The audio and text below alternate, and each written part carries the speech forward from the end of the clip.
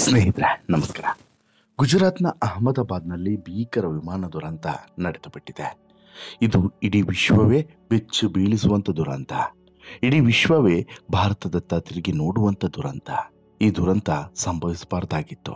ಆದರೆ ಏನು ಮಾಡೋದೇಳಿ, ವಿಧಿಯ ಆಟದ ಮುಂದೆ ಯಾವುದು ಕೂಡ ನಡೆಯೋದಿಲ್ಲ. ಇಲ್ಲೂ ಕೂಡ ಹಾಗೆ ಆಗಿದೆ. ಗುಜರಾತ್ನ ಅಹಮದಾಬಾದ್ನಲ್ಲಿ ನಡೆದಂತಹ ಈ ಕಂಡು ಕೇಳರದ ವಿಮಾನ ದುರಂತದಲ್ಲಿ ಮೃತಪಟ್ಟವರ ಸಂಖ್ಯೆ ಈ ರೀತಿ ಆಗ್ತಾನೆ ಇದೆ. ಪೈಲಟು ಸಿಬ್ಬಂದಿ ಸೇರಿ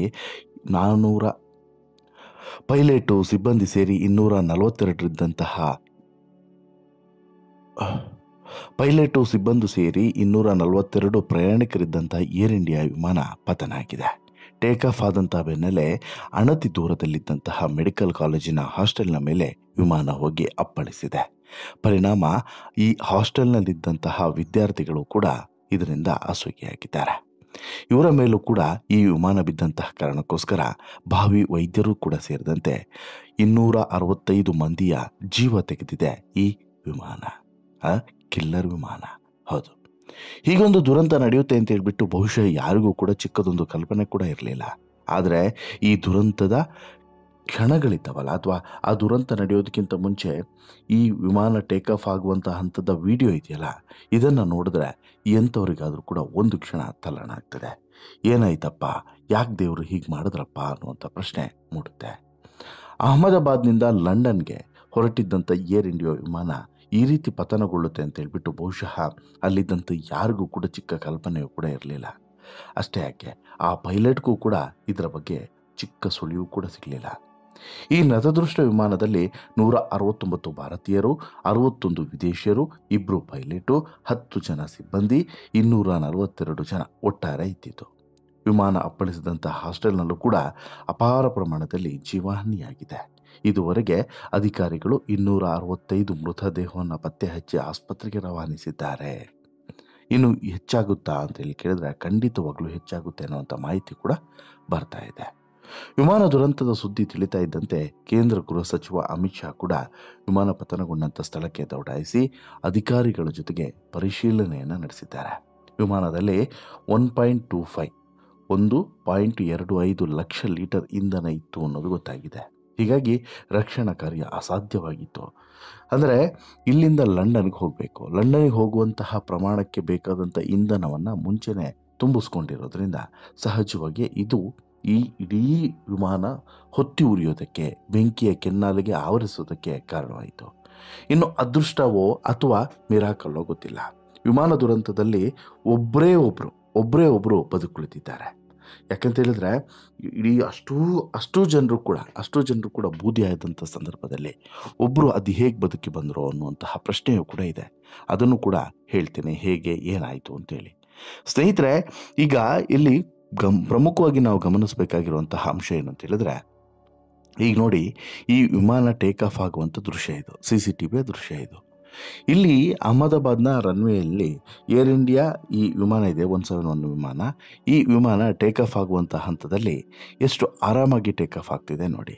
ಅಂದರೆ ಈ ವಿಡಿಯೋ ಇರ್ಬೋದು ಅಥವಾ ಈ ವಿಡಿಯೋ ಕ್ಲಾರಿಟಿ ಅಷ್ಟು ಚೆನ್ನಾಗಿಲ್ಲದೆ ಇದ್ರೂ ಕೂಡ ಸ್ಪಷ್ಟವಾಗಿ ಗೊತ್ತಾಗ್ತಿದೆ ವಿಮಾನ ಹೋಗ್ತಿರುವಂಥದ್ದು, ವಿಮಾನ ಹೋಗಿ ಟೇಕ್ ಆಫ್ ಆಗ್ತಿರುವಂಥದ್ದು, ಟೇಕ್ ಆಫ್ ಆಗುವಂಥ ಹಂತದಲ್ಲಿ ಧೂಳು ಏಳುವಂಥದ್ದು. ಅಂದರೆ ರನ್ವೇನ ಎಂಡ್ನಲ್ಲಿ ಧೂಳು ಇರ್ತದಲ್ಲ, ಆ ಧೂಳು ಕೂಡ ಏಳ್ತದೆ. ಆ ಧೂಳು ಏಳುವಂಥ ಸಂದರ್ಭದಲ್ಲಿ ವಿಮಾನ ಆ ಸ್ಪೀಡ್ನಲ್ಲೇ ಟೇಕ್ ಆಫ್ ಆಗಲಿಲ್ಲ ಅನ್ನೋದನ್ನು ಗಮನಿಸ್ಬೋದು. ನಾರ್ಮಲಾಗಿ ಟೇಕ್ ಆಫ್ ಆಗಿದೆ ಅಂತ ಹೇಳ್ಬಿಟ್ಟು ಪೈಲಟ್ ಅಂದ್ಕೊಂಡ್ರೆ ಏನೋ ಗೊತ್ತಿಲ್ಲ. ಯಾಕಂತ ಹೇಳಿದ್ರೆ ಯಾರ ಜೊತೆನಾದರೂ ಕೇಳೋಣ ಅಂತ ಹೇಳಿದರೆ ಯಾರ ಜೊತೆ ಮಾತನಾಡೋಕ್ಕೆ ಯಾರೂ ಕೂಡ ಉಳಿದಿಲ್ಲ.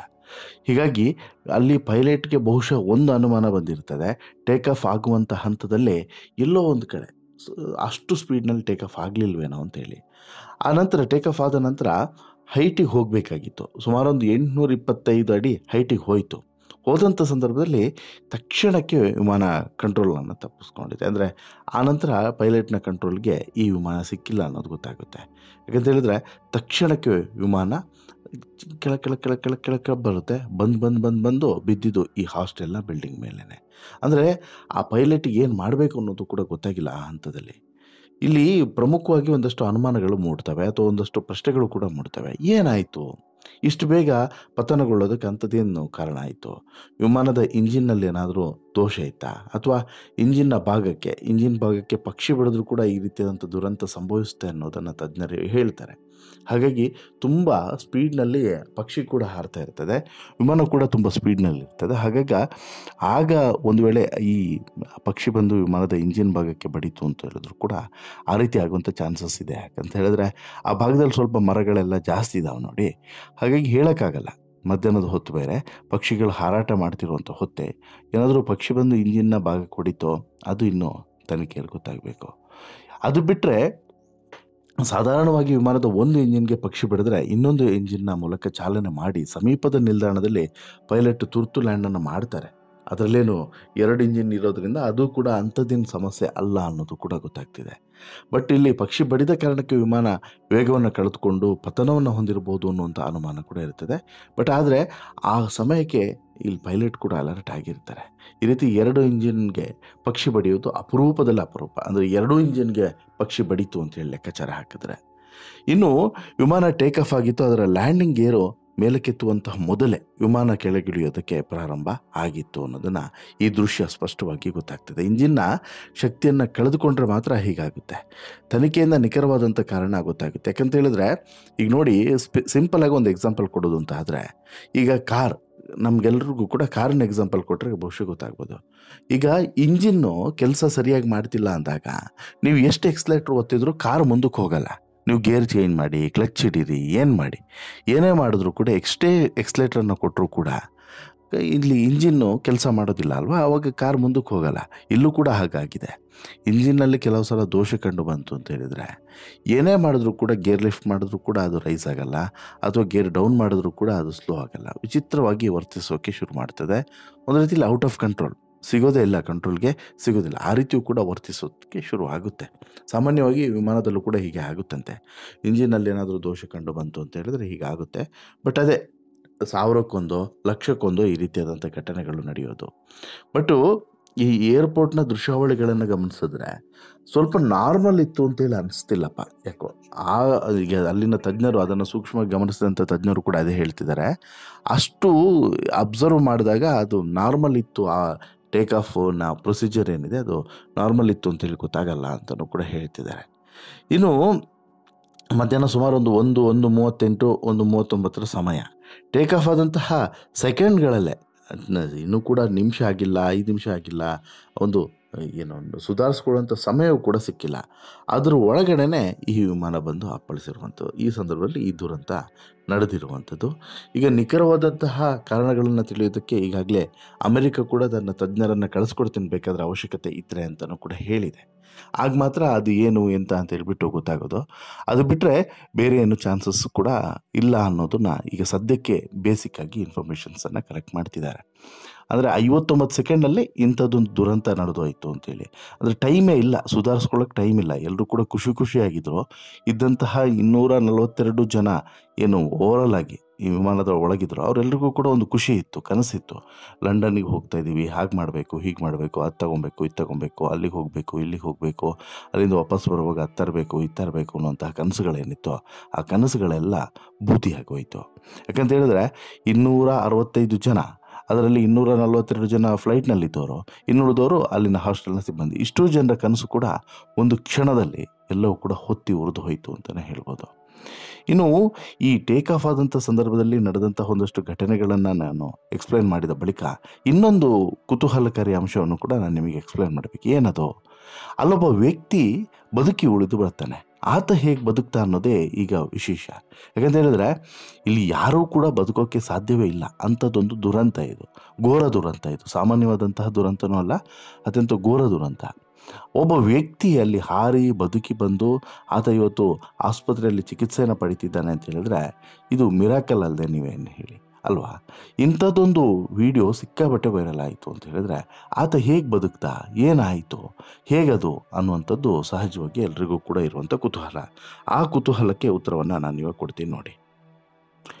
ಈತನ ಹೆಸರು ವಿಶೇಷ.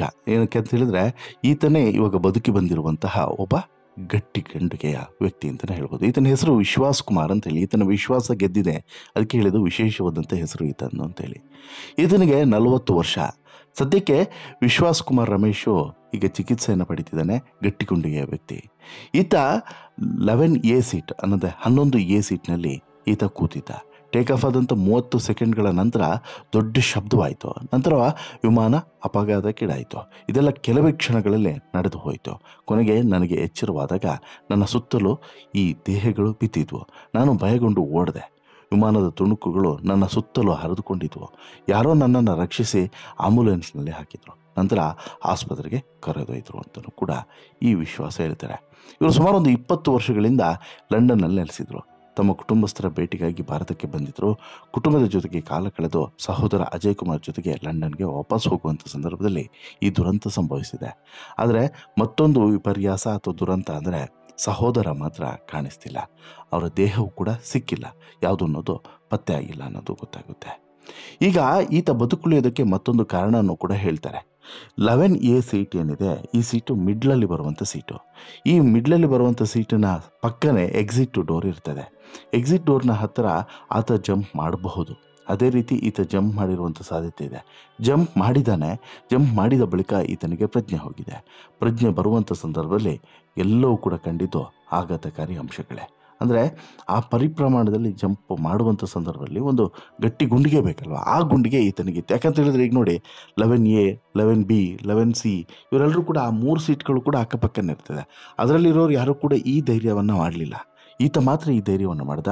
ಸೊ ದಟ್ ಮುಖಕ್ಕೆ, ಕೈಗೆ, ಕಾಲಿಗೆ ಸ್ವಲ್ಪ ಗಾಯ ಆಗಿದೆ. ಅದು ಬಿಟ್ಟರೆ ಏನೂ ಕೂಡ ತೊಂದರೆ ಆಗಿಲ್ಲ. ಹಾಗಾಗಿ ಈತ ಧೈರ್ಯ ಮಾಡಿ ಹಾರಿದೆಯಲ್ಲ, ಇದು ಈತನ ಜೀವವನ್ನು ಉಳಿಸಿದೆ. ಒಂದು ದೊಡ್ಡ ಮಿರಾಕಲ್ ನಡೆದಿದೆ ಅಂತಲೇ ಹೇಳ್ಬೋದು. ಹೀಗಾಗಿ ಇಂತಹ ಘಟನೆಗಳು ಕೂಡ ನಡಿಬಹುದು. ಕೆಲವು ಸಲ ನಾವು ಕಲ್ಪನೆಯನ್ನು ಮಾಡ್ಕೊಳಕ್ಕಾಗಲ್ಲ. ವಾಟ್ ಎವರ್, ಇಂಥ ದುರಂತ ನಡಿಬಾರ್ದಾಗಿತ್ತು, ನಡೆದು ಹೋಗಿದೆ. ಬಟ್ ನಿಮಗೇನಿಸುತ್ತೆ? ನಿಮ್ಮ ಅಭಿಪ್ರಾಯ ಏನು? ದಯವಿಟ್ಟು ನಿಮ್ಮ ಅಭಿಪ್ರಾಯವನ್ನು ಕಮೆಂಟ್ ಮಾಡಿ ತಿಳಿಸಿ. ಜೊತೆಗೆ ಈ ಸ್ಟೋರಿ ಇಷ್ಟ ಆಯಿತು ಅಂತ ಹೇಳಿದರೆ ಲೈಕ್ ಮಾಡಿ, ಶೇರ್ ಮಾಡಿ, ಚಾನಲ್ಗೆ ಸಬ್ಸ್ಕ್ರೈಬ್ ಆಗೋದನ್ನು ಮರಿಬೇಡಿ. ಧನ್ಯವಾದ.